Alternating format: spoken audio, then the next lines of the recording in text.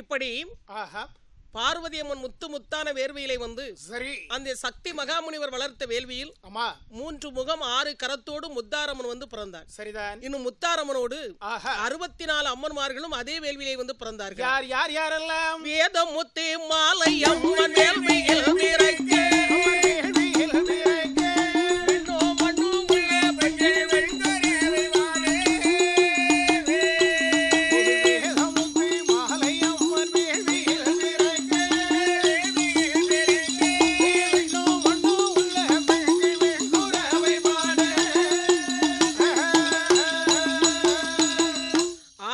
சக்திக்கு அடுத்த சக்தியாக சரி முத்தாரம்மன் வந்து அந்த வேள்வியிலே வந்து பிறந்த போது சரி தேவாதி தேவர்கள் கூட பூமாரி பொழிந்தார்களாம். ஆனால் பாருங்கள் அந்த வேள்வியிலே வந்து யாரெல்லாம் பிறக்கின்றார்கள்? யார் யார் யாரெல்லாம்? முத்துமாலை உலகளந்தால் மூன்று முகம் கொண்டவன் முத்துமாலை உலகளந்தால்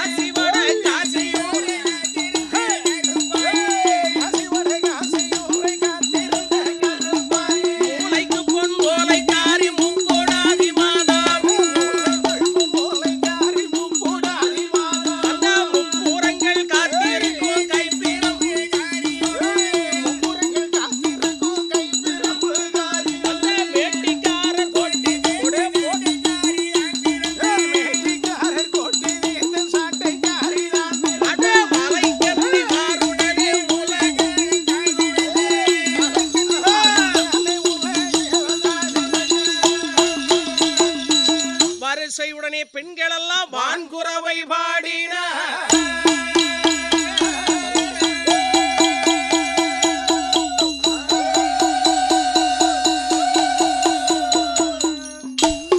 இப்படி அந்த சக்தி மகாமுனிவர் வளர்த்த வேள்வியிலே அந்த புனிதமான தெய்வ திரு வேள்வியிலே ஆதிபரா சக்திக்கு அடுத்த சக்தியாக 3 முகம் 6 கரத்தோடு முத்தாரம்மன் வந்து பிறந்தார்கள். ஆனா பாருங்க, முத்தாரம்மனோடு 64 அம்மன்மார்களும் அதே வேள்வியிலே வந்து பிறந்தார்கள். ஆனால் இவர்களுக்கெல்லாம் தலைமையாக 3 முகம் 6 கரத்தோடு முத்தாரம்மன் வந்து பிறந்தாள். அம்மா எனக்கு ஒரு சின்ன சந்தேகம். என்ன திடீரென்று உனக்கு ஒரு சந்தேகம்? நமக்கு அடிக்கடி திடீர் தானே வருது. என்னையா இல்ல நீங்க முத்தாரம்மன் வந்து வேர்வேல் வந்து பிறந்தாள், பார்வதியம்மனுடைய வேர்வேல் பிறந்தார்கள், வேள்வியிலே வேள்வியிலே பிறந்தாள்னு சொல்றீங்க. சரி. இன்னும் ஒரு சில புலவர்கள் அம்மா முட்டையில பிறந்தா அப்படி பாடுறாங்களே. ஆமா, அது கரெக்டா இது கரெக்டா? அதுதான் ஒரு சின்ன சந்தேகம். ஏன்னா காசு கொடுக்கறது நீங்க. கண்டிப்பா உங்ககிட்ட பதில் சொல்லி ஆகணும். எனக்கு அடிக்கடி சந்தேகம் வருது இல்ல. ஏன்னா இப்ப நிறைய பேர்கள் வில்பாட்டு பாக்குறதுக்கு விரும்ப மாட்டேங்காங்க. ஆமா, புலவர்களை பத்தி அவங்களுக்கு நல்லா தெரியும். என்ன தெரியும்? புலவர்கள் என்றாலே ஆமா போய் தானே சொல்வார்கள். அதுக்கு தானே வந்து உட்கார்ந்து இருக்கோம். அப்ப மதிப்பு சுத்தமா கெடுத்துருவாங்களுக்கு. நாளைக்கு காலையில அண்ணாச்சிட்ட உனக்கு பணம் வாங்க வேண்டாம். உள்ளதை சொல்லணும் தம்பி. அப்படி நீங்க கேட்டது சரிதான். சரி. ஆனா பாருங்க, உண்மையிலே இந்த வில்பாட்டுக்காரங்க ஒரு சில பேர்கள் அம்மன் வந்து 8 முட்டையில இந்த நாககன்னி நாகராஜன் அடகாத்து 41வது நாள் முட்டையில வந்து பிறந்தாங்க அப்படின்னு சொல்றாங்க. அட்டகாளி 8 பேர் பிறந்தான்னு சொல்றாங்க. 8 முட்டை. அட்டகாளி 8 பேர் உண்டு. ஆனா முத்தாரம்மன் வந்து முட்டையில பிறக்கல. ஆமா, ஆனா முத்தாரம்மன் கோயில்ல பாடும்போது முத்தாரம்மன் முட்டையில பிறந்தான்னிறாங்க. மாரியம்மன் கோயில்ல படிச்சா மாரியம்மன் முட்டையில பிறந்தாங்க. சரி, அதான் கேக்க ஒரு சந்தேகம். தம்பி, அவர்கள் சொல்வது தவறு. ஆனா பாருங்க, முத்தாரம்மன் வந்து இப்படி வேள்வியிலே வந்து ஆதிபரா சக்திக்கு அடுத்த சக்தியாக வேள்வியில் பிறந்தாள் என்பது ஏட்டுக்கதை. எந்த கதையில வேணாலும் அவங்க கிட்ட நம்மளால நிரூபிக்க முடியும். ஆனா அவங்க சொல்வது தவறு. என்ன அப்படின்னு கேட்டீங்கன்னா, பத்ரகாளியம்மன் ஒரு அவதாரத்திலே வந்து பிறந்தாள். சரி. ஆனா இவர்களெல்லாம் பத்ரகாளியம்மன், மாரியம்மன், சந்தன மாரியம்மன், உஜ்ஜினி மாகாளியம்மன் சிவபெருமானுடைய உச்சியிலே வந்து பிறந்தார்கள். இதற்கெல்லாம் கதை இருக்கு. அதுக்காக இவங்க இஷ்டத்துக்கு கதை சொல்லுவாங்க. அதெல்லாம் கேட்டு நீ நம்பிராதடா சின்ன பையன். ஆமாக்கா, விவரம் தெரியாம இருக்கு. ஆமா ஆமா. சரி. ஆனா பாருங்க, இப்படி 3 முகம் 6 கரத்தோடு முத்தாரம்மன் வந்து பிறந்தாள். இது ஏட்டுக்கதை. ஆமா. இப்படி முத்தாரம்மனோடு வந்து 64 அம்மன்மார்கள். இதுல 64 அம்மன்னா அட்டகாளி 8 பேர் தானே அப்படின்னு நீங்க நினைக்க கூடாது. ஆனா பாருங்க, ஒவ்வொரு மாவட்டத்திலும் ஒவ்வொரு மாநிலத்திலும் ஒவ்வொரு அம்மனை வைத்து வழிபாடு செய்கிறார்கள். இப்ப நமக்கெல்லாம் தெரிஞ்சதெல்லாம் முத்தாரம்மன், மாரியம்மன், சந்தன மாரியம்மன், உஜ்ஜினி மாகாளியம்மன், பத்ரகாளியம்மன், பார்வதியம்மன். ஆனா மற்ற மாவட்டத்தெல்லாம் எடுத்துக்கிட்டீங்கன்னா கோட்டை மாரியம்மன், பெரியபாளையத்தம்மன், முண்டகை கண்ணியம்மன், கோணியம்மன், பேச்சியம்மன், பிரம்மசக்தி அம்மன், இப்படி ஒவ்வொரு மாவட்டத்திலும் ஒவ்வொரு மாநிலத்திலும் ஒவ்வொரு அம்மன்மார்களை வைத்து வழிபாடு செய்வார்கள். ஆனால் எல்லா விதமான அம்மனும் இந்த வேள்வியில் தான் வந்து பிறந்தார்கள்.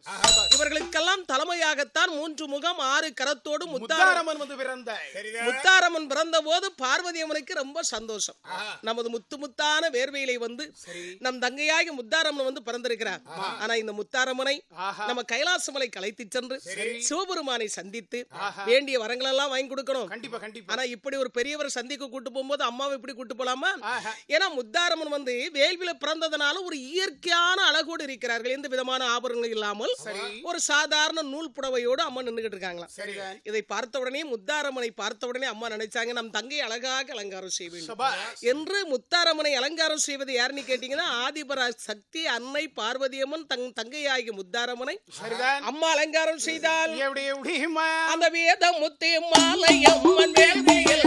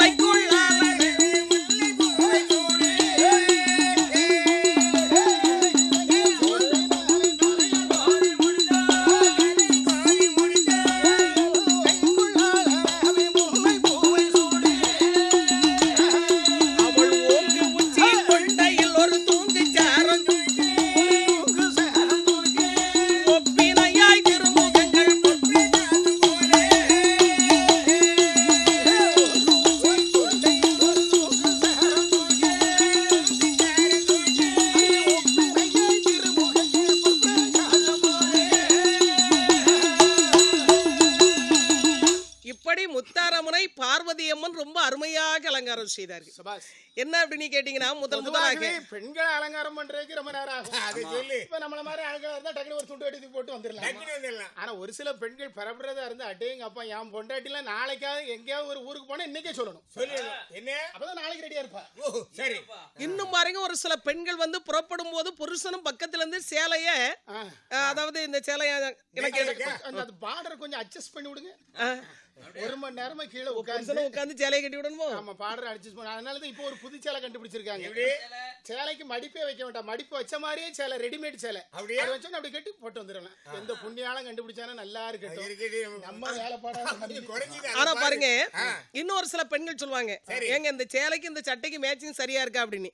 இவன் பாம்போல உட்கார்ந்துட்டு இருப்பா. கடைசியில் சொல்லுவா, ஆக்கங்கிட்ட மனுஷன் ஒன்னக்கு வேணா கெட்டுப்பட்டேன் பாரு, ஒரு பொண்டாட்டிக்கு ஒரு சேலை மேட்சிங் பண்ணி கொடுக்க தெரியல. ஒன்னையே மேட்சிங் பார்த்து எனக்கு கெட்டு தெரியாம போச்சு. எப்படி சேலையை நான் மேட்சிங் பண்ண போறேன் பாத்தீங்களா? ஆனா பாருங்க அம்மாவை அலங்காரம் பண்ணாங்க. யார்? ஆதிபரா சக்தி அன்னை பார்வதி அம்மன் முத்தாரம்மனை தன்கையால் ரசிச்சு ரொம்ப அலங்காரம் செய்தார். முதலாக இலை 1 1000 பொன்பெரும் பிதாம்பர பட்டிச்சேலை 1 முத்தாரம்மனுக்கு பார்வதி அம்மன் எடுத்து கட்டினார்கள். கட்டி தலையேறு பாகமாக வகுந்து அருமையாக முத்தாரம்மனுக்கு கொண்டை போட்டு மல்லிகை முல்லை பிச்சை இருவாச்சி என்று சொல்ல வேண்டிய மலர்களை எல்லாம் முத்தாரம்மனுடைய தலையிலே சூடி கண்விழிக்கு மைதீட்டி சந்தன பொட்டுமிட்டு மத்தியிலே குங்குமம் வைத்து அழகான ஒரு கிரீடம் ஒன்று செய்து முத்தாரம்மனுடைய தலையிலே வைத்து விலை மதிக்க முடியாத நவரத்தின கற்களாக பதித்த ஆபரணங்கள் எல்லாம் முத்தாரம்மனுக்கு பார்வதி அம்மன் எடுத்து போட்டு இப்படி தன் தங்கையாகி முத்தாரம்மனை பார்வதி அம்மன் ரொம்ப அருமையாக ரசித்து அலங்காரம் செய்து கொண்டிருக்கிறார்கள்.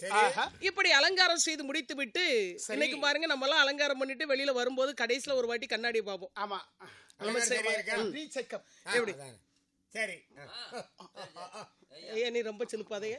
சரி சரி சரி, முன்னாடி இருக்க பிள்ளைகள் பயந்துற போகுது. ஆனா பாருங்க இப்படி நம்மள ஒரு வாட்டி பாத்துக்கிடுவோம், அப்பதான் கொஞ்சம் மனசுக்கு திருப்தியா இருக்கும். அதே மாதிரி முத்தாரம்மனை பார்வதி அம்மன் உச்சில இருந்து உள்ளங்கால் வர பாக்குறாங்களா? சரி. நம் தங்கையாகி முத்தாரம்மனை நாம் நன்றாக அலங்காரம் செய்திருக்கின்றோமா? சரி. நாம் செய்திருக்க வேண்டிய அலங்காரங்களில் குற்றங்குறைகள் இருக்கிறதா? ஏன்னா நம்ம பெரியவரை சந்திக்க போறோம் அப்படின்னு சொல்லிட்டு முத்தாரம்மனை பார்வதி அம்மன் உச்சில இருந்து உள்ளங்கால் வர அப்படியே பாத்துட்டு வர்றாங்க. அப்படி வருகின்ற போது முத்தாரம்மனுக்கு பார்வதி அம்மன் எல்லா விதமான ஆபரணங்களும் போட்டிருந்தாங்க. சரி. ஆனா ஒன்று மட்டும் குறை. என்ன அப்படின்னு கேட்டீங்கன்னா கையில வளையல் இல்லை. என்னைக்குமே பாருங்க பெண்கள் நல்லா கவனிக்கணும், பெண்கள் வந்து என்னைக்குமே கையில வளையல் இல்லாமல் இருக்க கூடாது. இதுல கணவன் இல்லாத பெண்கள் கூட கையில வளையல் இல்லாம இருக்கலாம், ஆனால் கணவனோடு இருக்க வேண்டிய ஒவ்வொரு சுமங்கலி பெண்களும் கண்டிப்பா கையில வளையல் போட்டிருக்கும். அதனாலதான் கூட ஒரு சில பொண்டாட்டி எல்லாம் சொல்றா, எல்லாம் இந்த பொட்டுக்காகவும் பூவுக்காகவும் கெட்டுற சேலைக்காகவும் தான் நான் பாத்துக்கிட்டு இருக்கேன். இல்லன்னா நீ தூங்கும் போது காலையில அம்மி குளத்தி இப்படி கொண்டு போடுவாங்க பாத்தீங்களா? அதனால இப்ப கையில வளையல் போட்டார்கள். அதனாலதான் பாருங்க இன்னைக்கு பெண் குழந்தைகள் பிறந்த உடனே 3ஆவது நாளே கையில வளையல் போடுவாங்க. ஆனா இப்ப முத்தாரம்மனுக்கு பார்வதி அம்மன் வளையல் போட்டால. என்ன வளையல் போட்டார்கள் பாருங்க. அம்மன் தங்க வளையல், பச்சை வளையல், சரிக வளையல், அவள் தனியாக கைவிரல் கணையாளி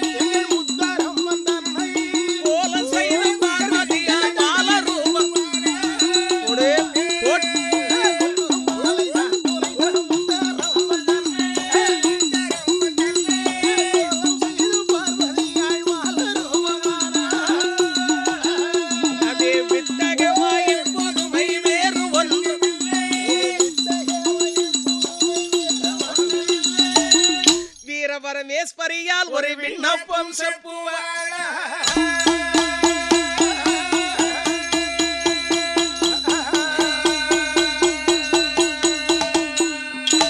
இப்படி முத்தாரம்மனுடைய கை விரலுக்கு அம்மா கணையாளி போட்டாங்களாம்.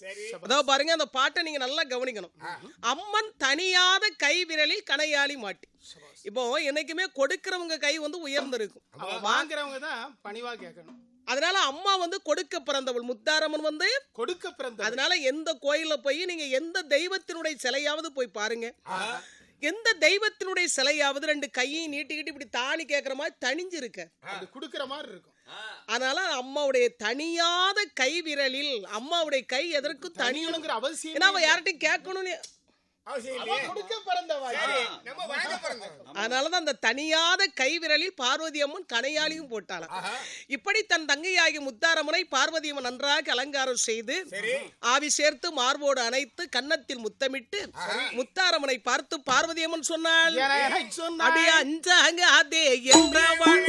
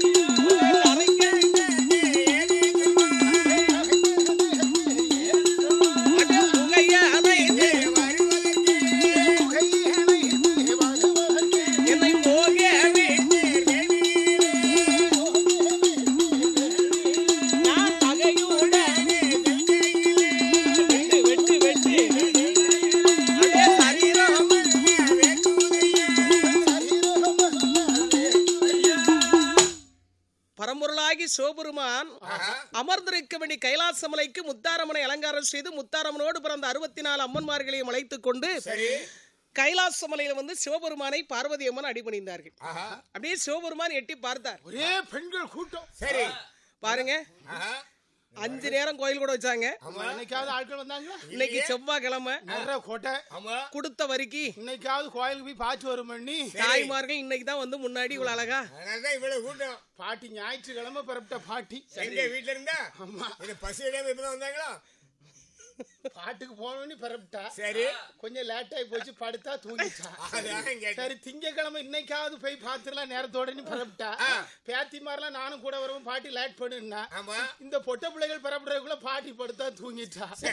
இன்னைக்குதான் எப்படியாவது பாத்துறேன்னு வந்து அந்த தூண்ல உட்காந்துட்டு இருக்கா. சரி சரி, ஏதோ இன்னைக்காவது வந்தாங்களே அது சொல்லு. ஆனா பாருங்க, இப்படி எட்டி பார்த்தார் சிவபெருமான். பெண்ணை பார்வதி, உன்னை நான் வேள்விதானே அனைத்து வர சொன்னேன். இப்படி வேண்டிய பெண்கள் எல்லாம் கூட்டு வந்திருக்கேன். நாங்க கைலாச மலையில் நிம்மதி இருக்கிற உனக்கு பிடிக்கலையா? இவெல்லாம் யாரு? மகாதேவா, ஜெகதீஷா, நீங்க வேள்வி அணைக்கணும்னு என்ன போக சொன்னீங்க. நான் போகும்போது என்னுடைய உடம்பெல்லாம் முத்து முத்தாக வேர்வை ததும்பியது. இந்த வேர்வையை வாரிதான் இந்த வேள்வி அணைக்க வேண்டும் என்று சொல்லிக்கொண்டு என்னுடைய வலது கரத்தால் வேர்வையை வாரி வேள்வியை விட்டெறிந்தேன். என்னுடைய சக்தியாலும் அந்த சக்தி மகாமுனிவன் வளர்த்த தெய்வ திரு வேள்வியிலே அவன் 13 வருடங்களாக செய்த தெய்வ திரு வேள்வியிலே 3 முகம் 6 கரத்தோடு என் தங்கையாகி முத்தாரம்மன் வந்து பிறந்திருக்கிறார். அவர்களோடு பிறந்தவர்கள் தான் இந்த பெண்கள் எல்லாம். சரி, பிறந்தாங்க. சரி, உங்களை பேசாம காட்டுல விட்டு வந்திருக்க வேண்டியதானே? கூட்டு வந்திருக்காங்க. மகாதேவா, உனக்கு நல்லா தெரியல. எனக்கு தான் பெண்களை கண்டாலும் பிடிக்காது. வெட்ட அண்ணா சந்த வெட்டரோல எடுத்துட்டு வாங்க. அதான் தேங்காய் உடைக்கு கொண்டு போன எடுக்கவே இல்லை. ஆனா பாருங்க, ஏன் இவர்களை இங்க அழைத்து வந்திருக்கிறேன் தெரியுமா? நான் எந்த கதை செய்தாலும் காரணம் இல்லாமல் செய்வேனா? இந்த முத்தாரம்மனை ஏன் இங்க அழைத்து வந்திருக்கிறேன் தெரியுமா? நம்மால் படைக்கப்பட்டு காட்டிலே அமர்ந்திருக்கின்றார்களே அருள் நீலன் குமர்தன் அன்றே, அருள் நீலன் குமர்தன் அன்றே,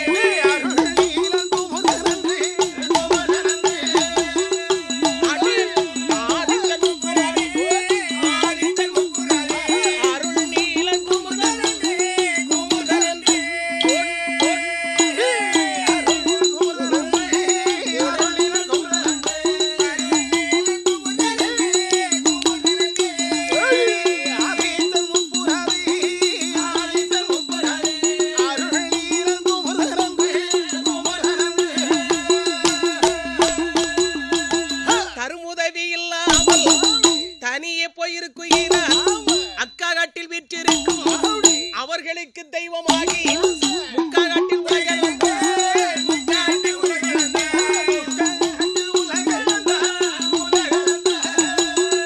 வழி முத்தோரை அழைப்பிடித்து முக்கா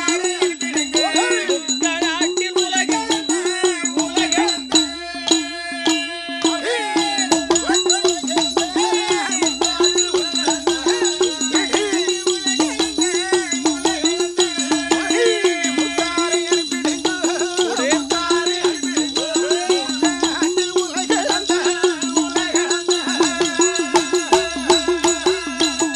ஆனா பாருங்க என் தங்கையாகிய முத்தாரம்மன் என்ன வரம் கேட்டாலும் இல்லை என்று சொல்லாமல் கொடுத்து சரி காட்டிலே முக்காட்டிலே அமர்ந்திருக்க வேண்டிய முப்புராதிகள் தாய் இல்லாமல் தந்தை இல்லாமல் தனியாக தான் உட்கார்ந்திருக்கான். ஆமா அவர்களுக்கு தாய்க்கு தாயாக சரி என் தங்கையாகிய முத்தாரம்மனை அனுப்புங்கள் என்று பார்வதியம்மன் சொன்னார்கள் ஆமா உடனே சிவபெருமான் சொன்னார் பார்வதி என்ன? நீ என்ன சொன்னா சொன்னாலும் எனக்கு அது உத்தாரம் தான். முத்தாரம்மன் எங்கே போய் அமர்ந்தாலும் அவள் நம்மால் உருவாக்கப்பட்ட சக்தி. சரி அப்படின்னு இந்த உலகத்திலே உள்ள மக்களுக்கு தெரியாதா நல்லா தெரியும், நல்லா தெரியும். அதனால பெண்ணை முத்தார் உனக்கு என்னமா வர வேண்டும் ராணி அப்படின்னு சிவபெருமான் கேட்டார் ஆமா அப்போதான் முத்தாரம்மன் முதலாக தன்னுடைய செம்பவள வாய் திறந்து சரி சிவபெருமானை கரமெடுத்து வணங்கி ஆஹா அம்மா கேட்டாங்க மகாதேவா ஆஹா. நான் இங்கிருந்து காட்டிலே முக்காட்டிலே அமர்ந்து நிற்க வேண்டிய முப்புராதிகளுக்கு தெய்வமாக நான் சொல்ல வேண்டுமானால் சரி நாங்க போய் சும்மா இருக்க முடியும் எனக்கு ஏறுவதற்கு தண்டிகை இறங்குவதற்கு பல்லக்கு சரி இன்னும் முத்தாரம்மனிடத்தில் இவ்வளவு படைகள் தான் இருக்கிறது என்று கணக்கிட முடியாத பூதப்படைகளும் சரி என்னோடு பிறந்த 64 அம்மன்மார்களும் என்னுடனே காட்டிற்கு வர வேண்டும் சபாஸ். நான் ஒரு பெண் அல்லவா ஆஹா. அங்க போய் சும்மா நடுக்காட்டுல சும்மா இருக்க முடியுமா?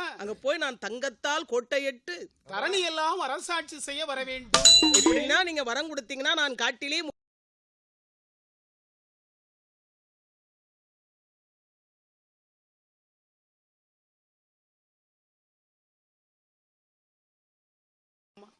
நீ காட்டிலே சென்று ஆஹா. முப்புராதிகளுக்கு தாயாக அமர்ந்தது மட்டுமல்லாமல் சரி தங்கத்தால் ஓட்டை போட்டு இந்த தரணியெல்லாம் நீ அரசாட்சி செய்யலாம் சரி அப்படி நீ ஆண்டு கொண்டிருக்கின்ற போது ஆஹா. ஒரு நிபந்தனை என்ன?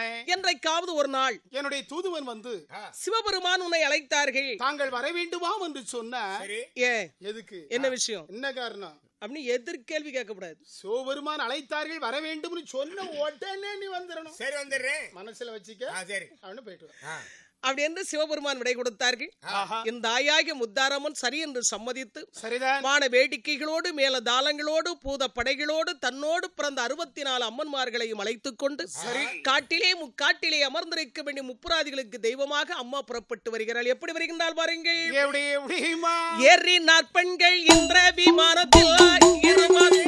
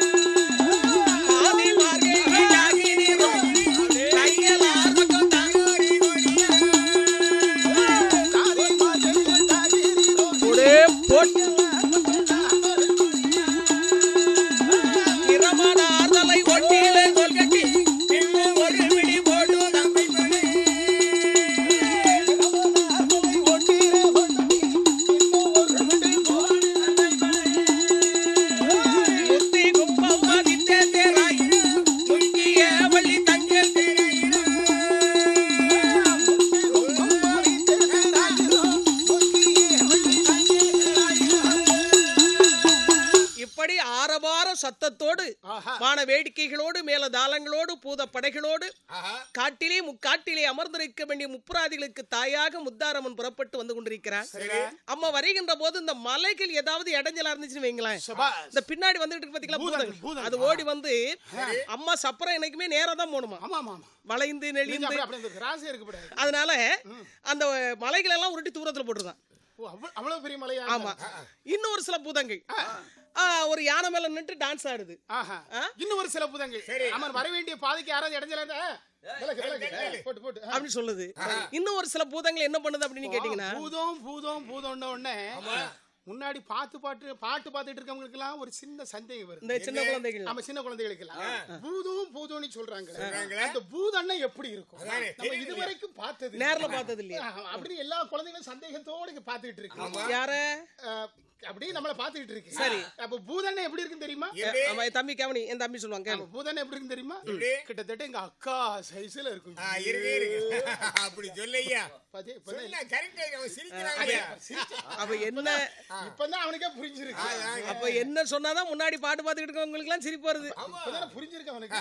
ஆனா பாருங்க, இப்படி இன்னும் சில பூதங்கள் எல்லாம் என்ன பண்ணுது அப்படின்னு கேட்டீங்கன்னா, அம்மா வருகின்ற பாதை ஒரு புனிதமாக இருக்க வேண்டும் என்று சொல்லிக்கொண்டு கடல்ல போய் தண்ணி எடுத்துட்டு வந்து அம்மா சப்பரத்துக்கு முன்னாடி தெளிச்சுட்டு வருதான். என்ன அப்படின்னு கேட்டீங்கன்னா, நம்ம இந்து மதத்துல ஒரு ஐதீகம் என்னமா, எந்த ஒரு அசுத்தமான இடமாக இருந்தாலும் கடல் தண்ணீர் பட்டு விட்டால் அந்த இடம் புனிதமாயிரும் அப்படிங்கிறது ஒரு ஐதீகம். என்ன அப்படின்னு கேட்டீங்கன்னா, இன்னைக்கு பாருங்க, ஒரு அமங்கலமான வீட்டுக்கு நீங்க போயிட்டு வந்தீங்கன்னா கோயிலுக்கு வர்றதுக்கு ரொம்ப கஷ்டமா இருக்கும். அப்ப பெரியவங்க சொல்லுவாங்க கடல்ல போய் இது ஒரு ஐதீகம். அதனால அம்மா வருகின்ற பாதை புனிதமாக இருக்க வேண்டும் என்று சொல்லிக்கொண்டு கடல்ல போய் தண்ணி எடுத்துட்டு வந்து சில பூதங்களை அம்மா சப்பரத்துக்கு முன்னாடி தெளிச்சுக்கிட்டே போகுது. இப்படி வான வேடிக்கைகளோடு மேல தாளங்களோடு சத்தத்தோடு அம்மா வருகின்ற சத்தத்தை காலி கேட்டது யார் தெரியுமா? முன்னே முழங்கிய வெற்றி முரசுதா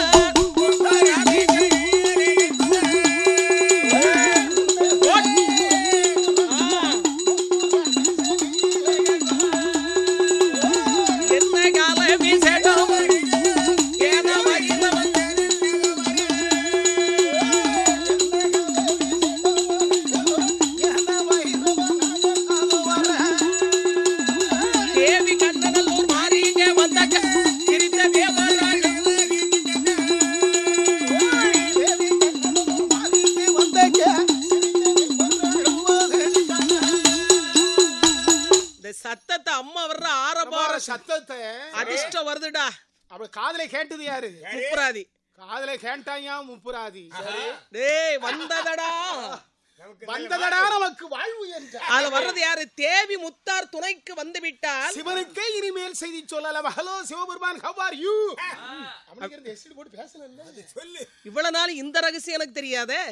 சிவபெருமானுக்கு கூட தமக்கு துணைக்கு இருக்க போறது யாரு? அம்மா. பாத்தீங்களா? அப்ப அம்மானா சும்மாவா சொல்ல முடியுமா? அம்மா ஒருத்தி துணைக்கு இருந்தா எங்க வேணாலும் ஸ்டேட்ல இருந்து சென்ட்ரல் வரைக்கும் பேசலாம். அது மட்டுமா? மூவுலகம்னா மக்கினி அழலா முட்டிலே சொட்டு போடு.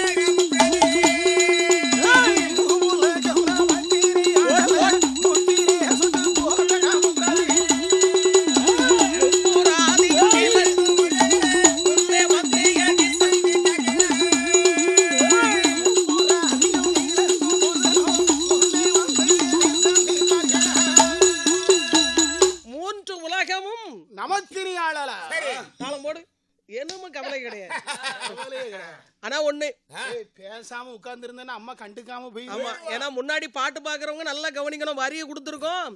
ஆமா, நம்ம வீட்டுக்கு வருவா கும்பத்தை எடுத்துக்கிட்டு. ஆமா, என் வீட்டுக்கு வராம போட்டு பாப்போம். அடுத்த வாட்டி வரி வாங்கிறத பாப்போம். அந்த ஊரு வரி பிரிச்சு நடத்துறேன். ஊர் தலைமை யாரு? பாத்தீங்களா? வீட்டு முன்னாடி ஒரு டீ பெரியல அடுத்த வருஷம் வரிக்கு வந்துடாத. இப்பெல்லாம் நினைக்க கூடாது. ஏன்னா வரி வந்து அம்மாவுக்கு கொடுக்குறோம். காலம் முழுதும் அம்மா நமக்கு கொடுக்குறா. அம்மாவுக்கு நம்ம வருஷத்துக்கு ஒரு நேரம் கொடுக்குறோம். அதனால நீங்க தயவு செய்து முன்னாடி பாட்டு பாக்குறவங்க யாராக இருந்தாலும் எதை மாட்டேன் என்று மறுத்தாலும் அம்மாவுக்கு கோயிலுக்கு வரி பணம் மட்டும் தரமாட்டேன்னு சொல்லாதீங்க. ஏன்னா வரி அம்மாவுக்கு கொடுக்குறோம். அதனால இப்போ தெய்வம் வந்து நம்மள தேடி வரக்கூடாது, நம்மை தெய்வத்தை தேடி சொல்ல வேண்டும். அதனால இப்போ முப்புராதி நினைச்சா அம்மா நம்ம கிட்ட வந்துகிட்டு இருக்கா. ஆனாலும் இப்படியே உட்கார்ந்தோம்னா கண்டுக்காம போயிருவா. அதனால நாம் சென்று, அதனாலதான் பெரியவங்க சொன்னாங்க, குழந்தையும் தெய்வமும் ஒன்று அணைப்பாரோடு. அப்படின்னா என்ன அர்த்தம்? ஒரு சின்ன குழந்தையா இருந்தாலும் அத குழந்தைய அன்பா ஆசையா, என் கண்ணு, என் செல்லம், வாயா வாமா அப்படி சொன்னாதான் வரும். காமிச்சு அது என் தம்பி மூஞ்ச பார்த்தா ஒண்ணுமே கிட்டத்துல போகாது. தெரியுமே. அதனால இப்படி தெய்வமாக இருந்தாலும் நாம் அவள் மீது பாசம் வைத்து அன்போடு அழைத்தால்தான் அம்மாவும் நமக்கு வந்து காட்சி கொடுப்பார். அதனால முப்பராதி 3 பேர்களும் வில்வ மரத்திலிருந்து எழுந்தரிச்சு போய் முத்தாரம்மனை வாருங்கள் என்று வரவேற்று அடிபணிந்து தான் அமர்ந்திருந்த வில்வ மரத்தை அனல்ல கொண்டு உட்கார வச்சான். உட்கார வைத்து முத்தாரம்மனுக்கு செய்ய வேண்டிய பணிவிடைகள் எல்லாம் செய்து முடித்துவிட்டு முப்புராதிகள் எழுந்து 3 பேர்களும் முத்தாரம்மனை அடிபணிந்து சொன்னான். என்ன சொன்னான் பாருங்கள். மரத்தருகே இருக்கையிலே வணங்கி முப்புராதி சொல்வான், திருத்தமுள்ள பேச்சி அம்மா சீர்வரிய மாதாவி தந்தை இல்லை பெற்றெடுத்த தாயும் இல்லை எங்களுக்கு புண்ணியவதி நீ வருது.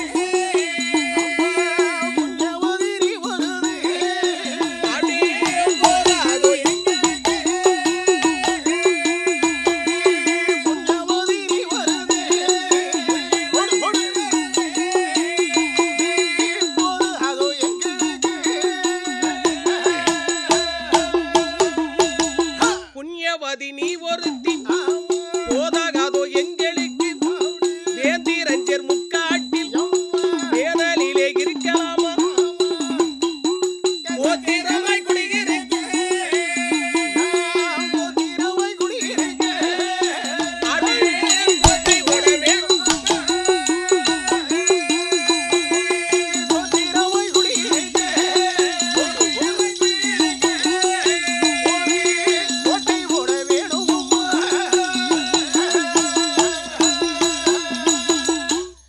பாருங்க. என்றைக்குமே நாம் கோயிலுக்கு வந்தோம்னா யாராக இருந்தாலும் தெய்வத்திடம் கேட்பதைத்தான் கேட்க வேண்டும். ஒவ்வொரு மனிதனுக்கும் வாழ்க்கையில் முக்கியமானது என்னது? அந்த 3 தான். எந்த 3? எந்த 3பா? உண்ண உணவு, உடுக்க உடை, இருக்க இருப்பிடம். அந்த 3 தான் தெய்வத்திட்ட கேட்கணும். அதை விட்டுச்சு ஐயோ கடவுளே, நான் 7 வருஷமா கோயம்புத்தூர்ல கடை வச்சிருக்கேன்.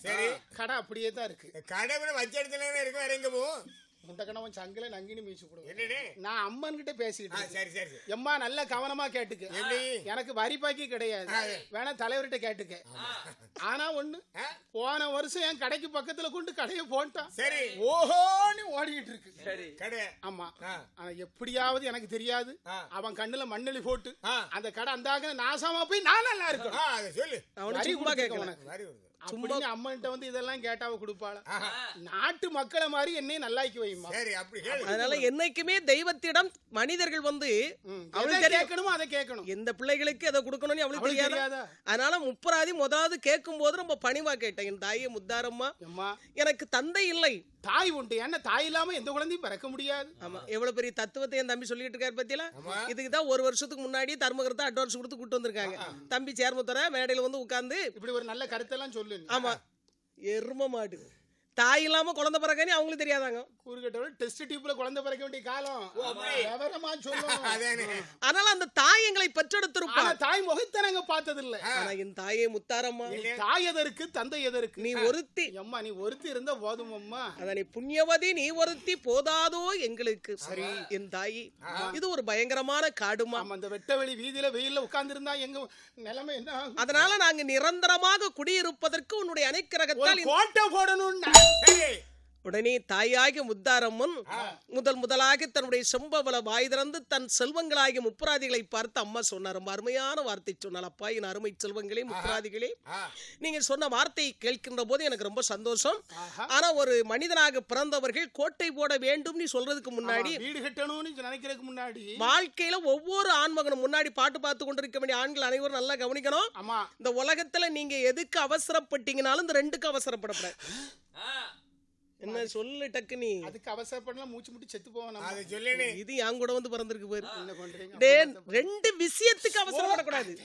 என்ன இல்ல, ஒன்று மனை, இன்னொன்று மனைவி. முத்தாரம்மனே சொல்றேன்.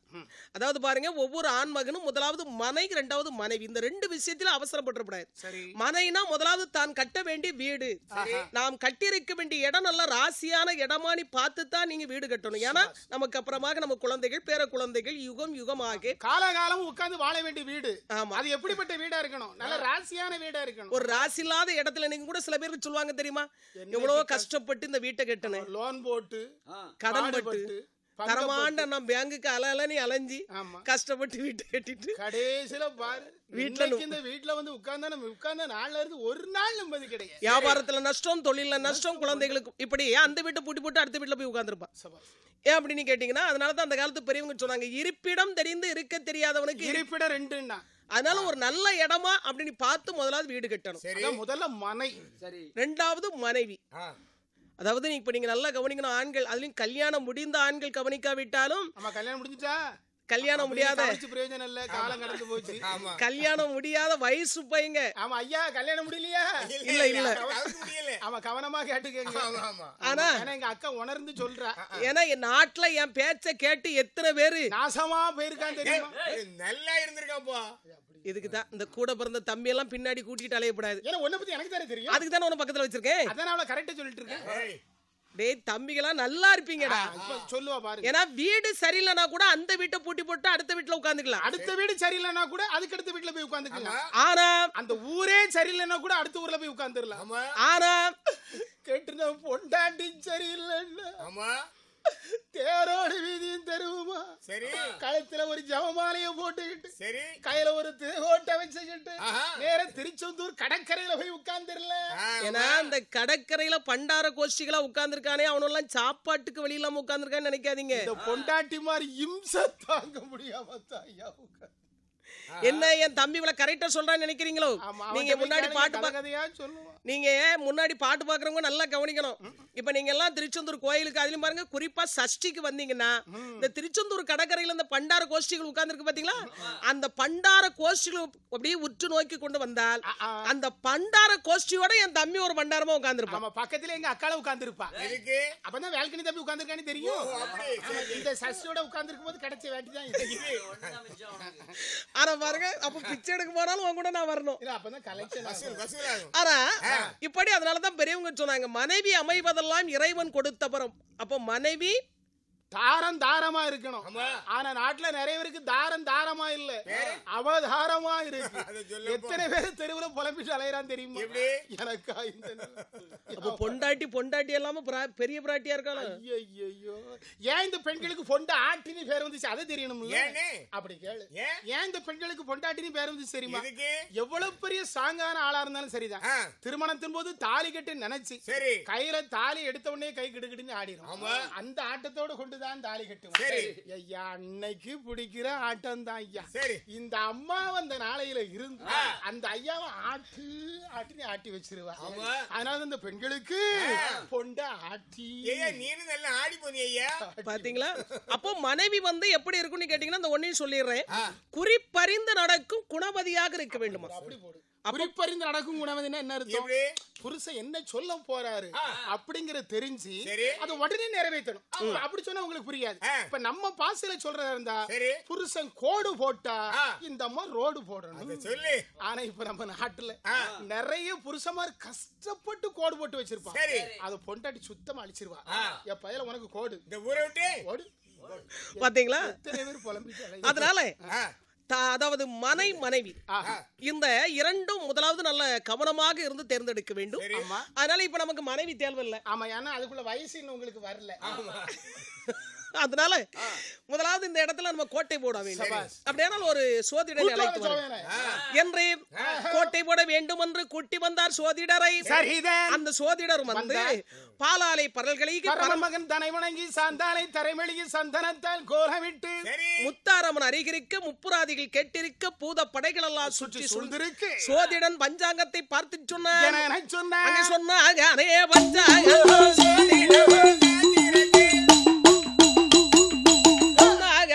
கோட்டை வைத்து வந்தவனே 58 வருடம், அதே 58 வருடம்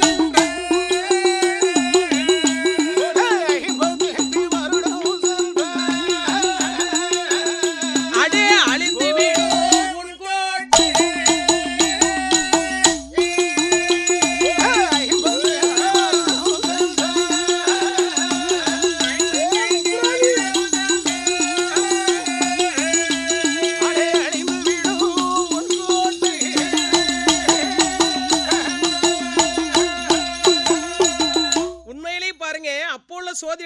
நாம் பாராட்ட வேண்டும். அவன் சோதிடன்.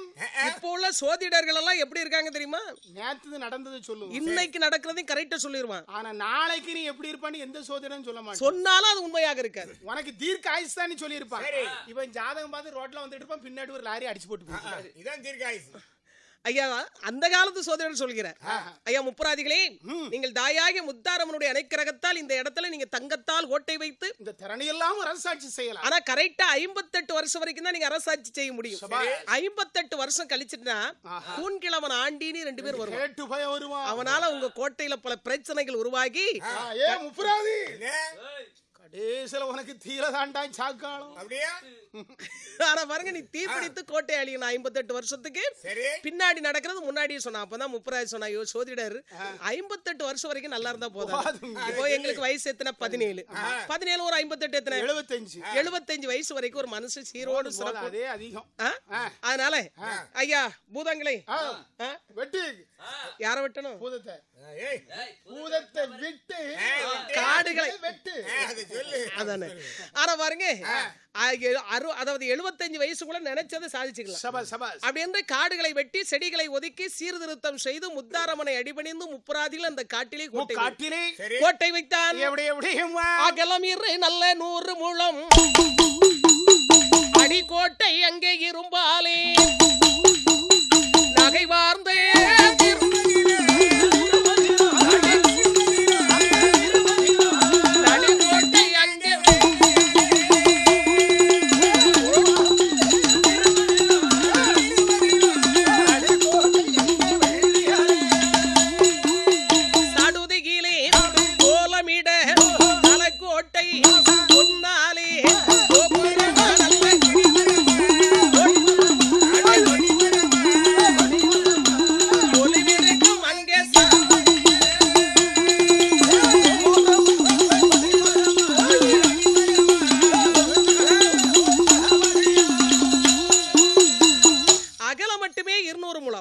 அடிக்கோட்டை இரும்பு, நகைவார்ந்த திருமதில் அடுக்கோட்டை வெள்ளி, சடுதியிலே கோலமிட தலைக்கோட்டை தங்கத்தால் கட்டினா. இப்ப நம்ம எல்லாம் வீடு கட்டுறதா இருந்தா சம்பளம் கொடுக்கணும். ஆனா முப்புராதிக்கு சம்பளம் கொடுக்கணுங்கிற அவசியமே கிடையாது. எல்லாம் வேலை செய்வதெல்லாம் பூதங்கள். ரொம்ப சுறுசுறுப்பா வேலை நடந்துச்சு. என்ன அப்படின்னு கேட்டீங்கன்னா, இப்படிப்பட்ட தூணெல்லாம் கணக்கு பண்ணிக்காங்க. இப்ப நம்மள மாதிரி ஆட்கள ஒரு 10 பேர் சேர்ந்து தூணை தூக்கணும். ஆனா அந்த பூதங்கள் அப்படி கிடையாது. இந்த தூண் இதுல நிக்கிற சரியில்லைன்னா உடனே பிடிங்க அடுத்த இடத்துல கொண்டு வச்சிருக்காங்க. ஆக முப்புராதிக்கு வேலை சுறுசுறுப்பா நடக்கும். அதனால அவன் இஷ்டத்துக்கு. ஆனா பாருங்க, அவனுக்கு என்னென்ன தேவையான மண்டபம் மாட மாளிகள் எல்லாம் கட்டணுமோ கட்டினான். ஆனா பாருங்க, அடுகுதிரை குறையானை அலங்கரிக்கும் மண்டபம், கடுவாய் சங்கிலியா கட்டி வைக்கும் மண்டபம், அடிவாளைக்கு தான் பேசி அரசிருக்கும் மண்டபம், மூவர்களும் மனநடுங்கி முரசடிக்கும் மண்டபம், கள்ளர்களை பிடித்தடைக்க களி நிறைந்த மண்டபம், கொள்ளை செய்த பணம்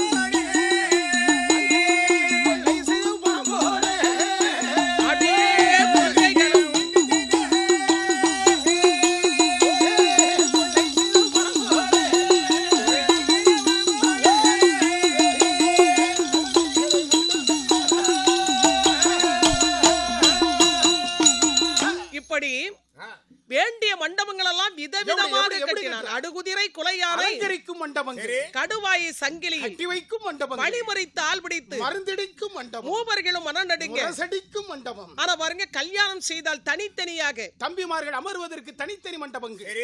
அது மட்டுமல்ல, இப்ப கெட்டுறான் பாரு, கொள்ளை செய்த பணம் போட பெரிய பெரிய குலுக்கைகளை உருவாக்கினார். முன்னாடி பாட்டு பாக்குறவங்களுக்கு குலுக்கன்னா தெரியுமா? இப்போ உள்ள பிள்ளைகளுக்கு குலுக்கன்னா தெரியாது. சரி, ஆமா. ஏன்னா அந்த காலத்துல உள்ளவங்களுக்கு எல்லாம் குலுக்க தெரியும். ஏன்னா அந்த காலத்துல குலுக்க இல்லாத வீடே கிடையாது. ஏன்னா ஒரு சில குடும்பத்துல குலுக்கை தான் சீதனமா கொடுப்பாங்க. எங்க பாட்டிக்கு கூட எங்க தாத்தா 3 குலுக்கையை கொடுத்து விட்டாரு. ஆனா பாருங்க, அந்த காலத்துல நெல் எல்லாம் அதுலதான் போடுவாங்க. ஆனா பாருங்க, அந்த குலுக்கெல்லாம் இப்போ உள்ள பிள்ளைகளுக்கு எல்லாம் தெரியாது. ஆனா அந்த குலுக்கான எனக்கு தெரியும். ஆமா, ஏன்னா எங்க அக்கா வீட்டுல 2-3 குலுக்க கிடக்கு. ஆமா, அது எப்படிப்பட்ட குலுக்க நீங்க எங்க அக்கா சொல்லுவா, கவனமா கேட்டுக்கங்க. எப்படிப்பட்ட குலுக்க? அந்த குலுக்க எவ்வளவு பெரிய குலுக்கு தெரியுமா? இப்ப நீங்க எல்லாரும் ஒரு நிமிஷம் எல்லாரும் பேசுறதை விட்டுட்டு, முன்னாடி பாட்டு பார்த்துக்கிட்டு இருக்கவங்க பேசுறதை விட்டுட்டு, என் தம்பி ஒரு வாட்டி நல்லா கவனிங்க. சரி, பாத்துட்டீங்களா? இப்ப சொல்ற அந்த குலுக்கு எவ்வளவு பெரிய குலுக்கு தெரியுமா? என் தம்பி மாதிரி இருக்க வேண்டிய ஆட்கள்ல 30 பேரை தூக்கி போட்டீங்கன்னா தான் அந்த குலுக்க நிறையும். அவ்வளவு பெரிய குலுக்கையா? இந்த மாதிரி ஆட்கள் 30 பேரை தூக்கி போட்டது குலுக்க நிறையுமா? அவ்வளவு பெரிய குலுக்கு. அப்படிப்பட்ட குலுக்கையில எங்க அக்கால மாதிரி இருக்க வேண்டிய ஆட்கள் 3 பேரை தூக்கி போட்டா போதும். உங்களுக்கு எல்லாம் சிரிப்பு. கரெக்ட் சொல்லிட்டேன். அவன மாதிரி ஆட்கள்ல 30 பேர்னா இந்த மாதிரி 3 பேரா? மூச்சூட இடம் இருக்கு. ஆனா பாருங்க, இப்படி மாடமாளிகள் எல்லாம் கட்டி முடித்து விட்டு சரி என்னைக்குமே பாருங்க, நம்ம இந்து மதத்துல நீங்க எவ்வளவுதான் ஆடம்பரமான அரண்மனை கட்டினாலும் பூஜை ரூம் ஒண்ணு தனியா கட்டணும். அதனால தாயாகிய முத்தாரம்மனுக்கு முப்புராதிகள் தனியாக அமர்வதற்கு முத்தாரம்மனுக்கு கோவிலும் கட்டினார். இப்படி மாடமாளிகை, கோடகோபுரம், முப்பரிக்கு மேடை, ஒழுகாமணிச்சாவடி, பந்தாடு மேடை, பகலிருக்கு மண்டபம் என்று சொல்ல வேண்டிய மாடமாளிகள் எல்லாம் கட்டி முடித்து முத்தாரம்மனுக்கு அழகான கோவில் ஒன்று கட்டி முடித்து, ஆனா பாருங்க முத்தாரம்மன் வந்து சொன்ன, அம்மா என் தாயே முத்தாரம்மா, உன்னுடைய அனுக்கிரகத்தாலும் இந்த பூதங்களுடைய உதவியாலும் ஒரு கோவிலும் கட்டி நான் கோட்டை அமைத்திருக்கிறேன். நீ வந்து ஒரு வாட்டி சுத்தி பார்த்து நாங்க கட்டியிருக்க வேண்டிய கோட்டையும் கோவிலும் நன்றாக இருக்கிறதா, அதுல ஏதாவது குற்றக்குறைகள் இருக்கிறதான்னு பார்த்துட்டு வந்து வாயினால் ஒரு வார்த்தை சொல்லுமா? அப்படியா? அப்படியா? நான் என் அருமை செல்வங்களே, நான் கோட்டை சுத்தி பார்க்கணும். இது என்ன சின்ன இடமாடா? சரி, 4 8 நடந்து பார்க்கிறதுக்கு எவ்வளவு பெரிய கோட்டை. அதனால நான் சுத்தி பார்க்கணும். சரி, கோட்டை சுத்தி பார்க்க வேண்டும், கோட்டை சுத்தி பார்க்க வேண்டும், கோட்டை சுத்தி பார்க்க வேண்டும், பார்க்க வேண்டும். அட கொண்டு வாரு தேரை என்றார், அப்படியே கொண்டு வாரு தேரை என்றார். கோட்டை சுத்தி பார்க்க வேண்டும், கோட்டை சுத்தி பார்க்க வேண்டும்,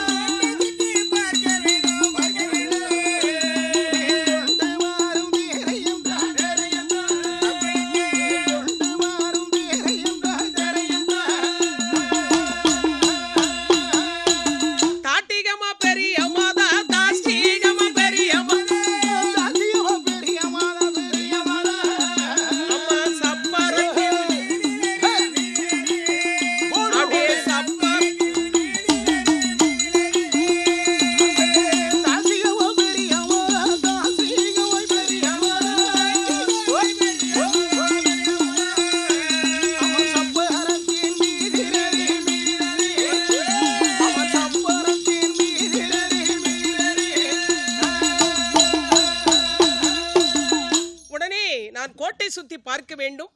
ஒரு ரதம் ஒன்று அலங்காரம் பண்ணி கொண்டு நிறுத்துங்கள்.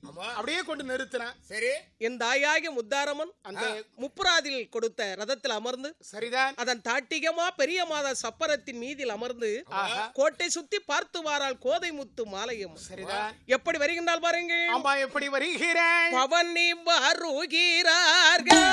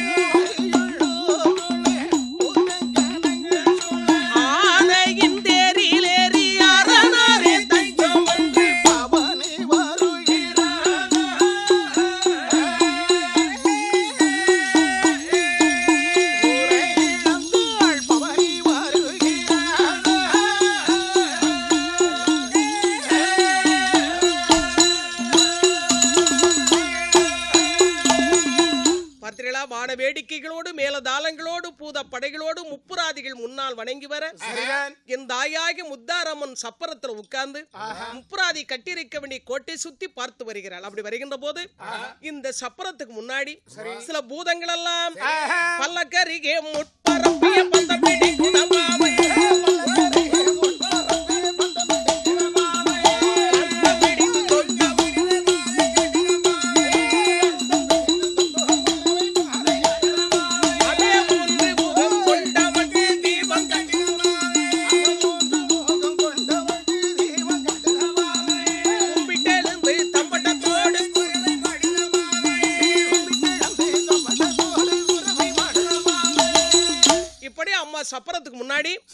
பூதங்கள் எல்லாம் வேடிக்கை காட்டி கொண்டு வருகிறது.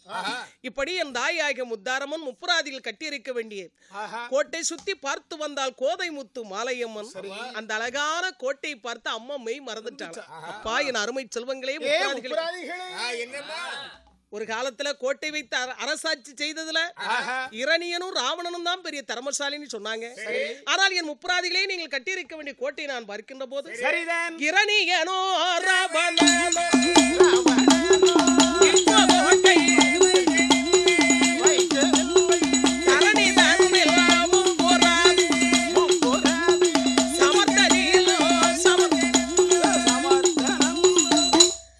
இரணியனும் ராவணனும் இவ்வளவு பெரிய கோட்டை கட்டலடா.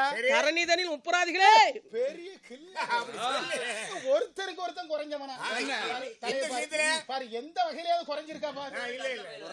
எல்லாம் ஒரு தாய் பிள்ளைகள். ஆனா பாருங்க, சமர்த்தனிலும் சமர்த்தன். அப்பவே முப்புராதி சொல்லலாம், இதான் என் சமர்த்தம் என்ன இருக்கு. அருமையான ஒரு சுனை ஒன்று வெட்ட வேண்டும். ஏன்னா தண்ணீர் இல்லாத இடத்துல தீர்க்க முடியாது. இப்படி தாயாகிய முத்தாரம்மனுடைய அனுக்கிரகத்தால் முப்புராதிகள் பயங்கரமாக கோட்டை போட்டு அரசாட்சி செய்தான். என்னைக்குமே பாருங்க, துணை ஒன்று இல்லாமல் இருந்தால், இப்ப தலைவலிக்குதுன்னு ஒரு ஆள்கிட்ட சொல்றதுக்கு இருந்தாதான் நமக்கு தலைவலிக்குன்னு வேதனை அதிகமா தெரியும். தாங்கறதுக்கு ஆள் இருந்தாதான் வியாதி அதிகமாகும்னு பெரியவங்க சொல்லுவாங்க. நமக்கு யாருமே இல்லைன்னு வைங்களேன், கீழே விழுந்துட்டோம், கை தூக்கி விடுறதுக்கு ஆள் இருந்துச்சுன்னா வலி அதிகமா தெரியும்.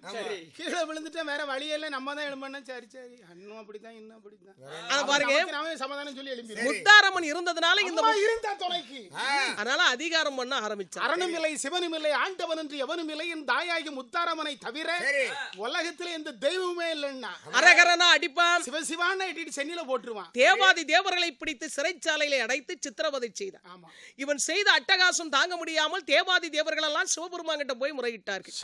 மகாதேவா, ஜெகதீஷா, முப்புர கோட்டி அழைக்க வேண்டும் என்று தேவர்கள் முறையிட்டார்கள். அப்பதான் சிவன் சொன்னார், நாராயணர் அல்லாது நம்மால முடியாதப்பா, ஏன்னா எனக்கு வரத்தை கொடுக்கத்தான்பா தெரியும், அழிக்க தெரியுது. எல்லாம் one way traffic, no return. அதனால முதலாவது நாராயணனை அழைத்து வாருங்கள் என்று கருடனை பிறவி செய்து அழைத்து வந்தார் திருமாலை. அழைத்து வந்து ஆலோசனை செய்தார்கள். அப்பதான் கண்ணன் சொன்னார், தண்ணீர் இருக்கும் போது நெருப்பை விட்டு தண்ணீர் அணைக்க முடியும்.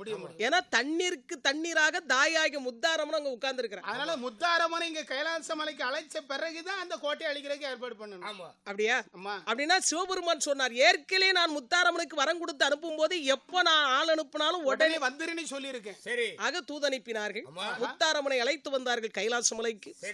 ஆக இப்ப சிவபெருமானும் மாயாஸ்ரீ கண்ணனும் முப்புராதி செய்த அதர்மத்தை அழித்து தருமத்தை நிலைநாட்ட வேண்டும் என்று எப்படி வருகின்றார்கள்? அவர்கள் இடையே நன்றும் ஆண்டி என்றும் இருவே ஏறும் வேடாமிட்டு அந்த முப்பூரத்தை அழிப்பதற்கு அப்படியே முகூர்த்தமாதி நல்லதன்று முப்புறத்தை அழிக்க வேண்டும் என்று இந்த சோதரர் சொன்ன மாதிரி ரெண்டு பேரும் ஆண்டியாகவும் இடையனாகவும் வேஷத்தை போட்டு கிழவனாக வடிவத்தை எடுத்து வந்து பார்க்கின்றார்கள். முப்புராதி கோட்டை சிவபெருமான் அளித்தது எந்த மாசம் தெரியுமா? ஆனா பாருங்க, ஆணி என்னும் வாரத்திலே, ஆணி மாதத்திலே, அக்கினி வாரத்திலே, பூச நட்சத்திரத்திலே முப்புறத்தை சுடுவதற்கு முகூர்த்தம் அது நல்லதென்று சிவபெருமான் அப்படியே கையில வில்ல பிடிச்சிருந்தார். யாரெல்லாம் எடுத்திருக்கிறார்? ஆனா பாருங்க, அம்பாக கையில வைத்திருப்பது யாருன்னு கேட்டீங்கன்னா மாயாஸ்ரீ கண்ணனை. அப்படி வில்ல வளைச்சு அம்பு அஸ்திரத்தை தொடுக்குன்னு முப்புராதி கோட்டை அப்படி எட்டி பார்த்தார். அருள் இல்லை. ஏன்னா முத்தாரமும் அங்க இல்ல, சிவலிங்கமும் அங்க இல்ல. முப்புறத்தை சுடுவதற்கு அங்க அருள் இல்லை. அதனால வில்லை கீழே போட்டுவிட்டு சிவபெருமான் வெறும் கையை தட்டி சிரித்தார். சிவபெருமான் சிரித்த போது கொல்லன்று தான் சிரிக்க கோட்டை கிரி பிடித்திடுமா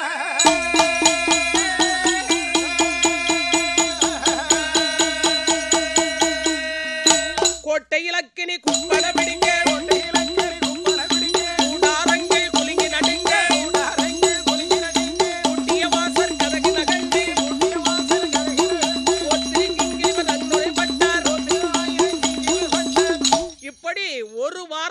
கோட்டை எரிஞ்சிச்சு.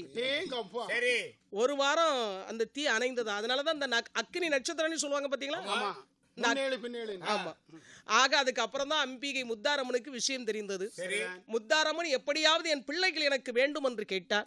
உடனே பார்வதி அம்மன் சொன்னார்கள், மகாதேவா, ஜெகதீஷா, அந்த முப்புராதிகளை மீண்டும் எழுப்பி கொடுங்கள் அப்படின்னு. ஆக சிவபெருமான் வந்து முப்புராதிகளை நன்றி தேவரை எழுப்பி சொன்னார். நன்றி தேவர் வந்து தண்ணீரை தெளித்து பிரம்பை வைத்து தட்டி எழுப்பினார். முப்புராதிகள் 3 பேர்களும் தூங்கி நன்றாய் விழித்தவர்கள் ஏற்கனவே சிவலிங்கத்தை விழுங்குறாங்க பாத்தீங்க, அதனால இதே மட்டும் வேகாம இருந்துச்சு. ஆனா இறந்தவர்கள் மீண்டும் பிழைத்து அதே உயிரோடு இருக்க கூடாது. அதனால சிவபெருமான் அந்த 3 பேருக்கு வீர வைரவன், வீரபுத்திரன், வைரவநாதன் இப்படி 3 பேருக்கும் இன்று முதலாக முத்தாரம்மன் கோவில்ல அவளுக்கு பலிபீடமாக காவல் தெய்வமா இருங்க. ஆமா, இது முத்தாரம்மனுக்கு வேண்டிய வரங்களை எல்லாம் கொடுத்து அனுப்பினார். முத்து வரங்களை எல்லாம் பெற்றுக்கொண்டு என் தாயாகிய முத்தாரம்மன் இனிமேல் பூலோகத்திலே சென்று மக்களிடத்திலே பூசி வாங்க வேண்டும் என்று வரங்கேள என்ற வரங்கள் வாங்கி